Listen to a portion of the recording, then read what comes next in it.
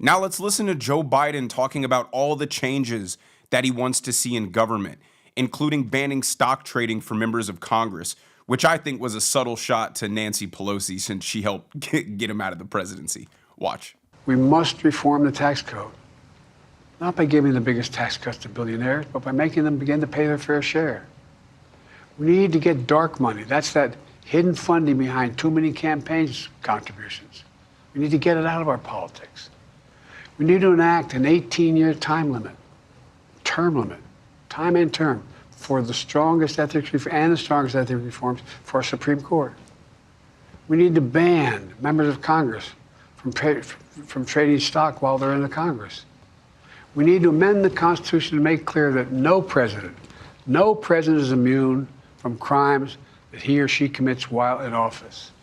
This statement deserves the same rebuttal that we gave Kamala Harris, but on steroids. We told her, okay, all this stuff sounds great. Why weren't you doing it the last 4 years? Joe Biden, why weren't you doing any of this the last 50 years? You can't expect us to believe that these are things that are important to you when you're saying them with 4 days left to go in your presidency. You had all this time to fight for all these changes. Not once did we hear any of these things from you on the campaign trail. I don't know if maybe he's trying to set the stage for what the future of the Democrat Party can be about with these last ideas, but I definitely saw the stock trading one as a definite jab to Nancy Pelosi. But let's get into some of the mainstream reactions to Joe Biden's farewell address.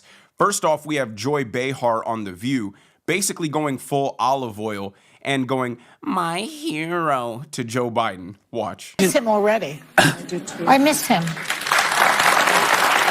He's a good person.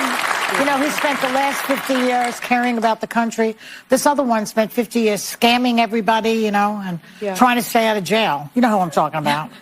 You know, I really miss Biden. I feel like we were safe. Like, I didn't have to worry. Was everything going to blow up? Well, I could live my life while he was there. Now, every day I wake up and I worry, what is this guy going to do next? Yeah.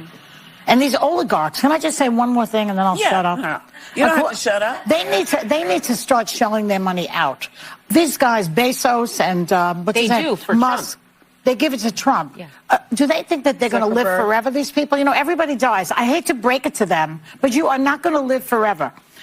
According to the World Food Program, we could end world hunger by 2030 with $40 billion. That's all it would take. First off, if ending world hunger had a price tag of $40 billion, every single country in the world could pitch in a few $100 million and it would get solved instantly. You know why that hasn't happened?